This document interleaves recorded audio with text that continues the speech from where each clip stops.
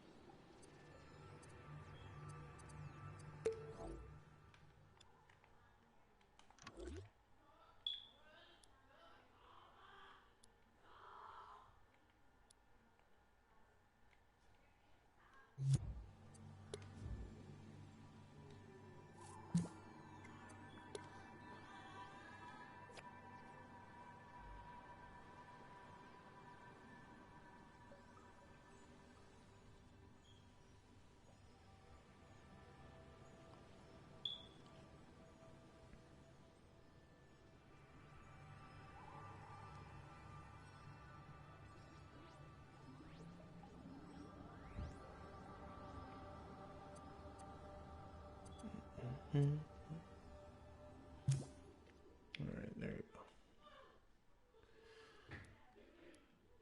All right, for all those, I guess, who are watching, um, basically, whenever this is done and you're rewatching or just catching it and not being live, but um, for all of those there who are watching it now at this moment here, I'm gonna show you a couple things that I've updated.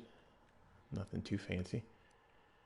So one thing I wanted to go over was what it took to get this entire ocean kind of working, so that pretty much anywhere you go within the main boundary of all the islands and stuff that are within the map.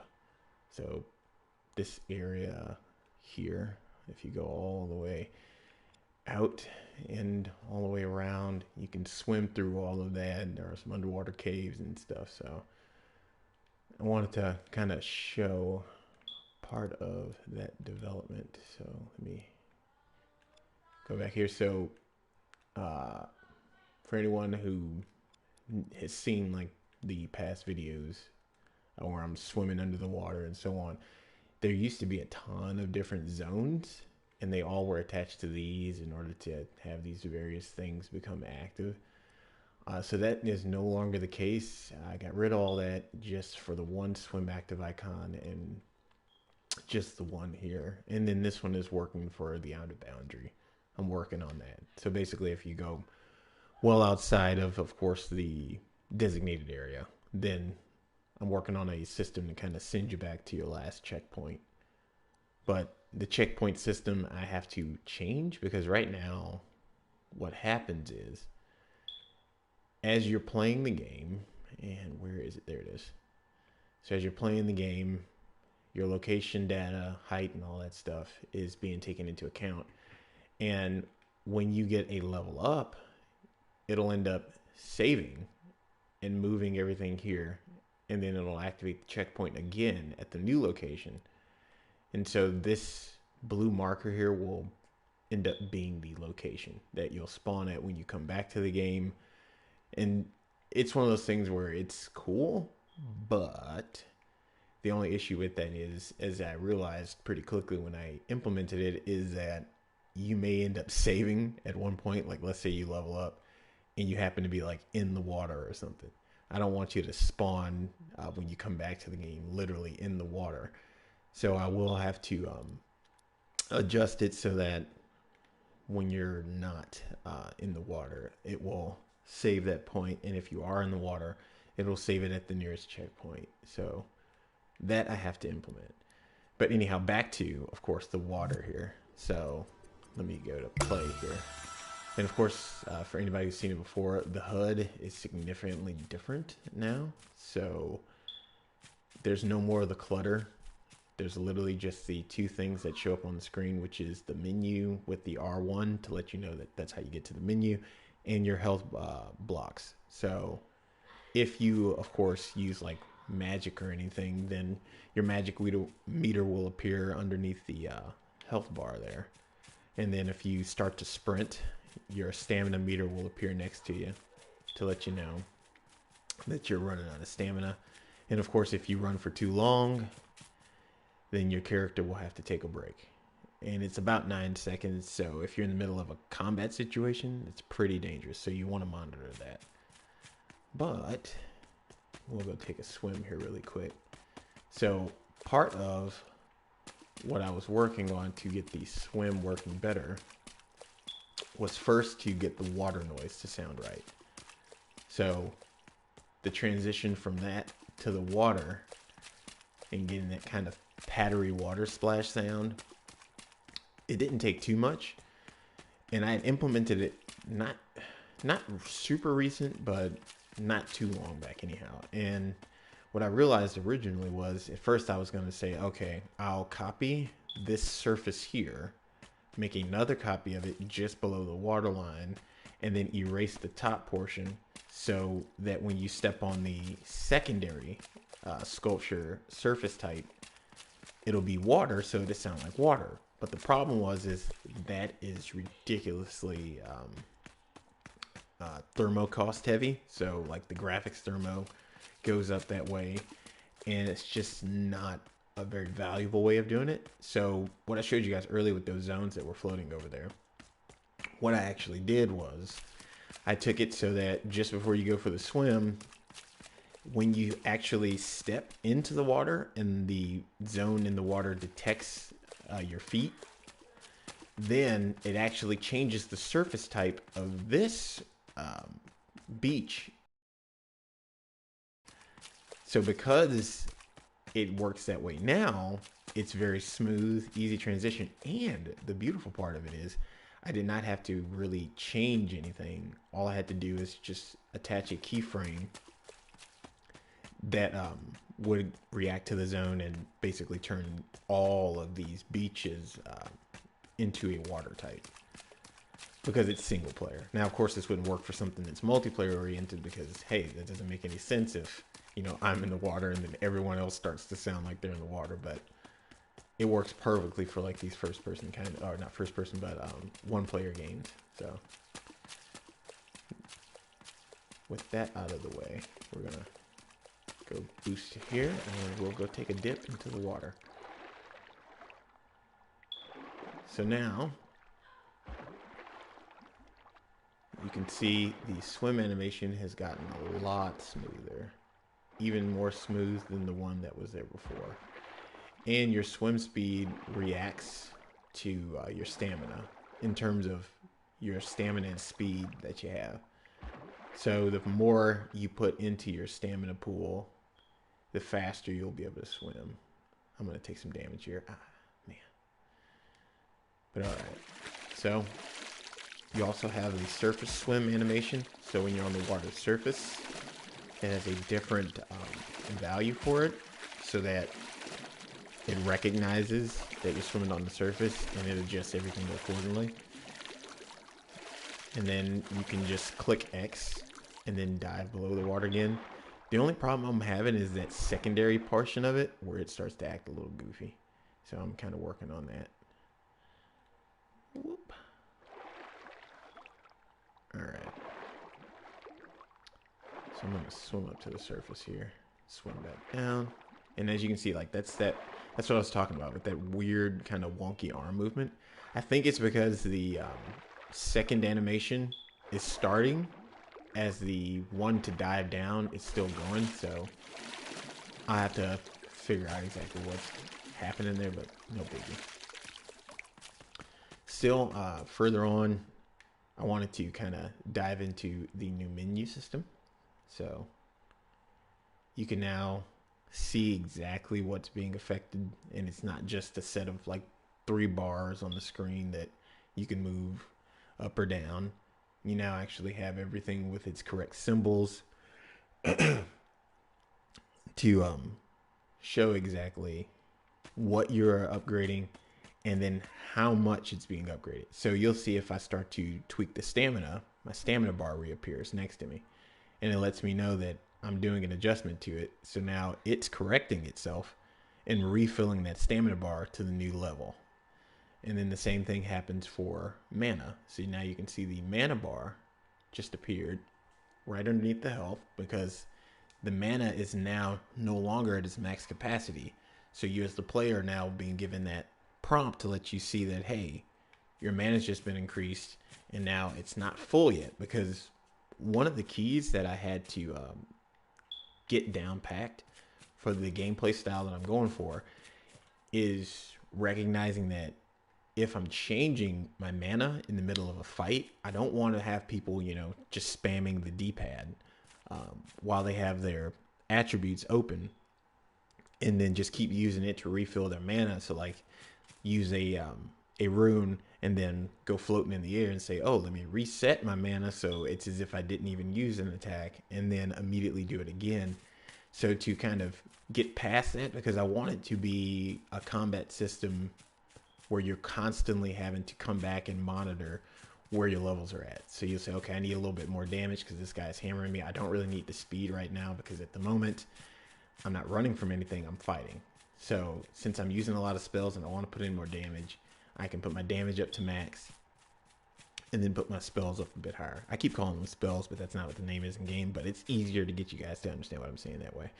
So with that, that's the reason why. If anybody's wondering, like, why does the meter change like that? That's the main reason why. It's because it makes it a little easier. So then on to the powers. I'm still working on this screen, trying to basically get the colors and things to appear and so on. I already kind of know exactly what to do to get the colors to match the other color schemes, but as it stands, I just wanted to kind of let everybody see the progress. And if you've been looking kind of carefully as I've been moving around, you're probably looking at the environment.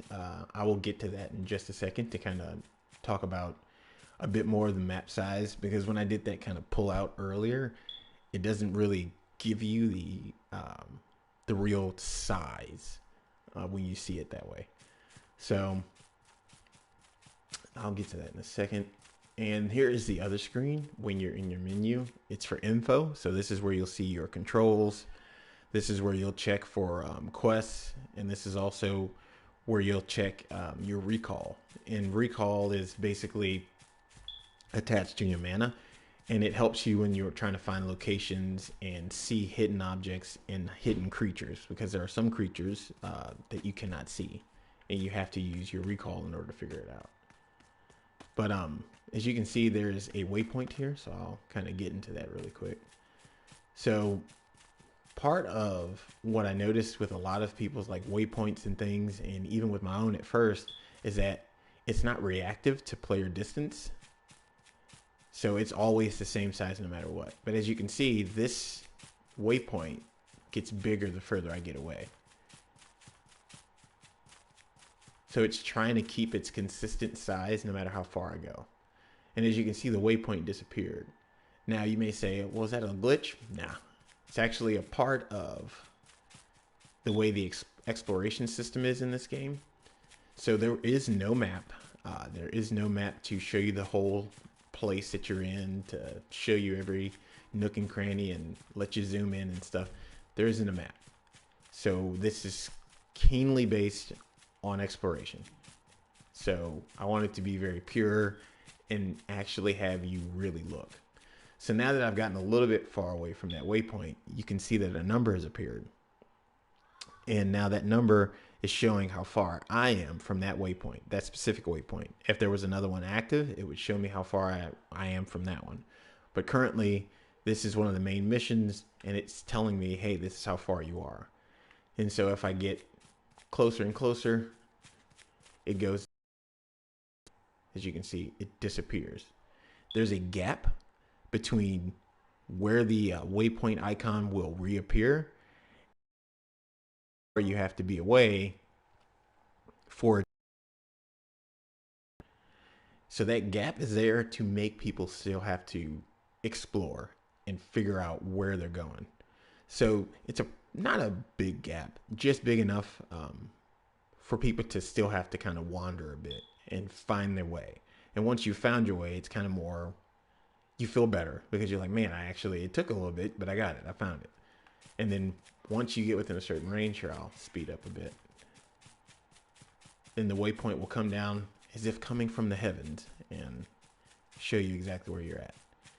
But let's say I lose track of where I am. Like, let's say there's a rock in my path, or I start fighting some creature and I'm kind of mixing things up with the creature, and I realize, I'm like, oh crap, like what was the direction I was supposed to go?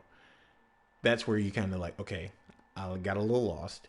But the thing is, again, if you need a reset, just travel in a straight line, really any direction. And then eventually the waypoint will come back up on your HUD.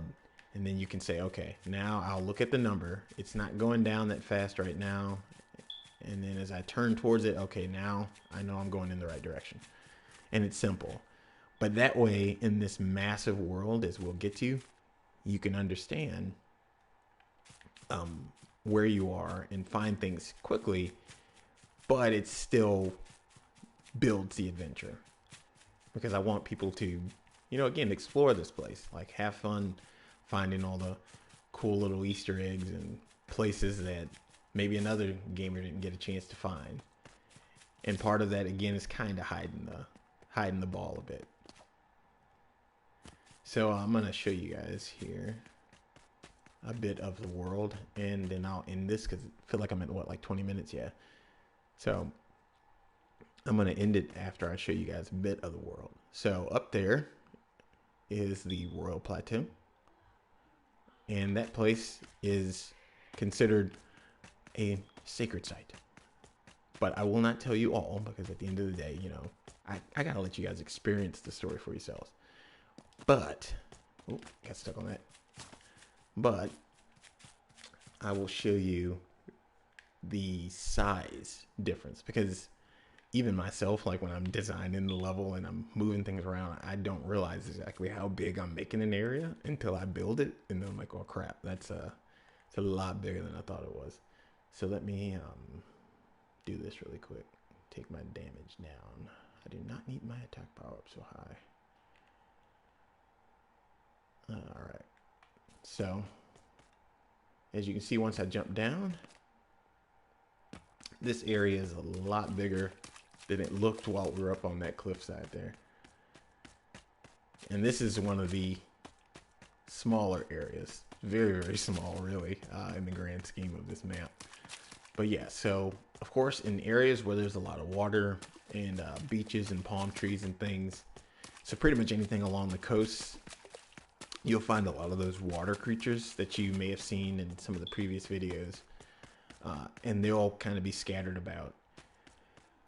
But when you start to get more grass areas, you'll come across more of those slimes and those little frog slimers that spit those things out all over the place. So as you can see, it's pretty high up once you get up a little closer. So I'm going to kind of cheat this because right now, please do not take this as the way it will be when the game comes around, what I'm about to do. But it's a glitch that I realized when I was doing the code, and I said, oh crap, I said gravity is turned off. And because gravity's turned off when you use this ability, it kind of messes things up a bit. Well, it doesn't break the game. I will say it doesn't totally break the game. It just can, okay, we'll say it will break the game. Here I will, did I unlock it? Let me make sure, because I forgot to put the unlock bar in there. So I'm not sure if I unlocked it or not. Okay. So we'll know here in a second. Nah, it's not seeming to be unlocked. Oh, geez Louise. Hold on one second. Dun, dun, dun. So we're just going to do it this way here really quick. All right. All right, so I'm going to lift myself off the ground. And as you can see, I'm kind of floating, and I'm not really supposed to do that. But it works for the purposes of what I'm doing here. Where do I want to go up? We'll do it like here. All right. So I'm going to glide up over here. Okay. As you can see, because I got my stamina up so high, while we're kind of taking this journey together, it goes down really slow. Now, of course, if you start to become a little more keen, you don't even have to look at the bar anymore to know that you're running out of stamina, because you'll start to realize that your speed's getting slower and you're like, why am I slowing down? And you're like, oh yeah, the stamina's running out. And you can give it a quick glance and just kind of let go of the right trigger or left trigger and let it recover a bit. So anyhow, we're going to go up to this plateau because from there we can kind of see a bit more of the map. All right. Again, I'm kind of cheating right now. Okay, I'm cheating in a lot of ways on this. Hello, welcome to the broadcast, sir. Or ma'am, I'm not sure. Because I can't really see, because it's on the PlayStation that doesn't show exactly who's in it. It just shows, hey, there's a person. All right. So, of course, I am cheating right now, because I am using things that I'm not supposed to have access to at this point, but I am the developer of said game, so I can do this. I'm allowed to cheat my way to locations. All right, I'm going to float up here. So yeah, of course, as you've joined here, I was just showing off some of the other things like the stamina meters and so on. As you can see, there's the stamina meter there to let you know how long you could run for. And of course, if you want to make any adjustments, you can kind of do it on the fly here. So if you want to take that stamina down and take the attack up, you can, if you're in the middle of a fight. But anyhow, this is the Royal Plateau. So when you get up here, as you can see, it's a very pretty place filled with a lot of cool things, but it's nowhere near complete because I've got to add a lot more trees and enemies and other things. And I've got to put a little town up here too, but we'll get to that eventually.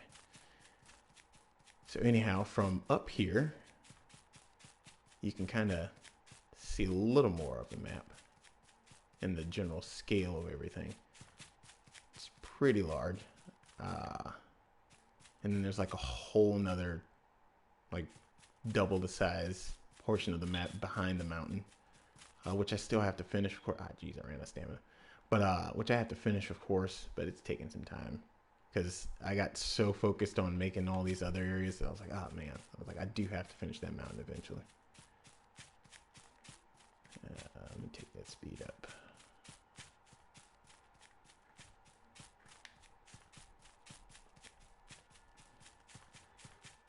So again, this is the plains area here.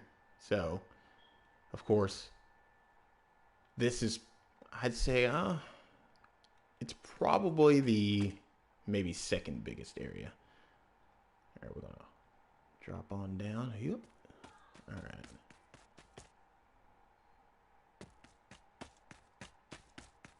So again, a lot of the heights and depths and things are kind of deceptive. I've tricked myself a couple of times while designing these levels, like legitimately, where I'm like, oh, this area isn't that big. I'm just gonna create this new spot, and then when I put the player over there, and I'm like, oh geez, this is a lot bigger than I thought.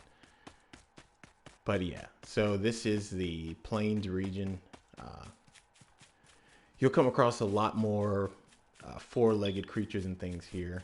You won't really see too many of the bipedal ones that will be roaming this area.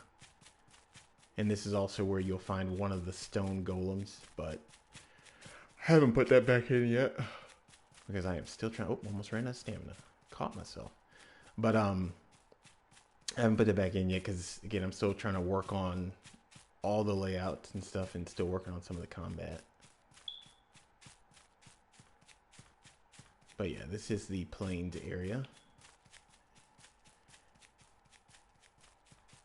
And then there, of course, is another area over there. It's the Dakota region. And then way past the mountains is the desert area. But, of course, again, this is a lot to try to run through. So I'm going to do this really quick. Go to edit. So kind of showing what I was talking about. Because again, trying to run this entire distance is going to take a while. So going from here all the way to the other side, the desert that I'm working on, it's a very rough sketch, so to speak, of what the desert will be like. But yeah. So you can see generally from that exactly how big the scale of this place is at the moment and will be. And that's not to include the giant shadow region that lies beneath the entire island. And actually, I will do this really quick. Where is my checkpoint? There it is. Let me grab that. So I'm definitely cheating here, okay? Because this area will not be available early on. Where? There we go.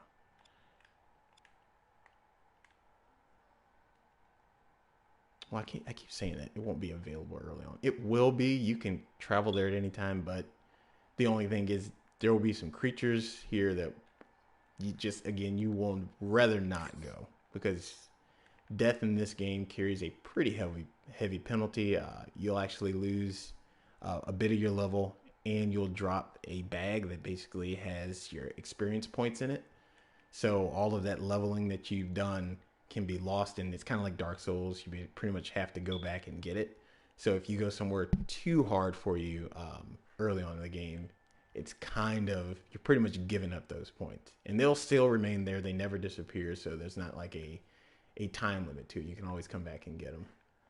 So, anyhow, let me stop muddling around here. Turn that off, yeah. All right. And hopefully I set it in the right spot. There we go. So this is what is considered the shadows. So this is where a lot of the shadow creatures and things will be.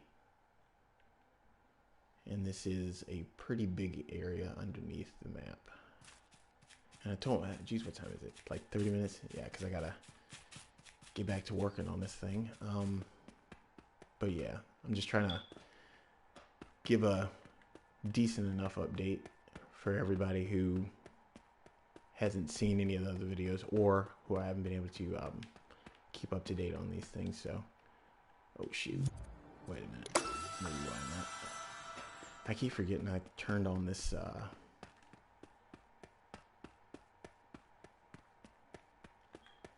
keep forgetting I turned on the. I turned on the save function to stop you from dying when you jump from certain places. I keep forgetting to turn that thing back off.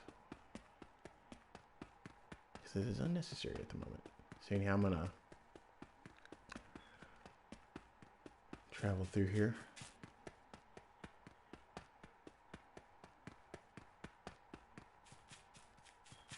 So again, this area will have all of the hardest creatures in the game, the shadow creatures and the shadow golems and so on. But basically, this is the massive cave area that lies beneath the entire map. And of course, this is just one chamber of the cave system. There is another portion with a second giant chamber attached to it as well. So I'm just going to run through here really quick. And then after I show this, I'll kind of show a bit of how the attack animations have evolved, and then I'll probably call it a bit for this stream here. But yeah, so here is one of the main path portions of the shadows, as it is considered. This is the massive cave underneath the map that basically is your end game. So this is sort of one of the areas that you're gonna end up having to go to at the end of the game, but it's not one that you have to go to at the beginning. If you want to, you can, but it's just very dangerous. So again, I'm gonna kind of stop here because there's a few more secrets and other things to this area, but I'll kind of give you a quick glimpse over the edge. And down there is considered the abyss, but you actually can drop down there and you won't die. There's an entirely different area down there too. So if you have the gliding power turned on, you can just glide down there, which again, you wouldn't get unless you were strong enough. But yeah, so this is, yeah, the end game portion, so to speak, where you get into the shadows. That lies beneath the whole map. So again, it's a pretty large game, and it's one of those things where my entire goal again was to give people something in dreams that they can play for hours and hours on end and actually enjoy exploring and actually trying to find things, get new power-ups, new abilities, and just kind of, you know, enjoy the exploration and experience. So now that is out of the way, of course, you know, I'm still working on some sculptures for some of the more ancient pieces, but no biggie. So I'll show this here really quick. So one thing that I had to kind of address was the attack animation system. So it's kind of, it was a bit wonky before, but that tiny moment when the attack is ending and you're not actually creating an attack chain looks a lot nicer now. So it's very smooth. He throws one punch and then throws his hands back to kind of pick himself up out of that position. And then if you do the second attack, instead of having kind of a choppy thing, it's all smooth, all adjusted so that there's no weird gap. And even if you stop on that second one, as you can see, it's very smooth and fluid. So with that in mind, I could show you guys the village, but when this thing is released, you guys will get the chance to see the village, so it's not that big a deal. But yeah, I think it's been long enough. Yeah, I think I've shown most of the stuff I want to show. And I think I'll have to catch you all later, yeah. Thanks for streaming with me. Have a good day, everyone.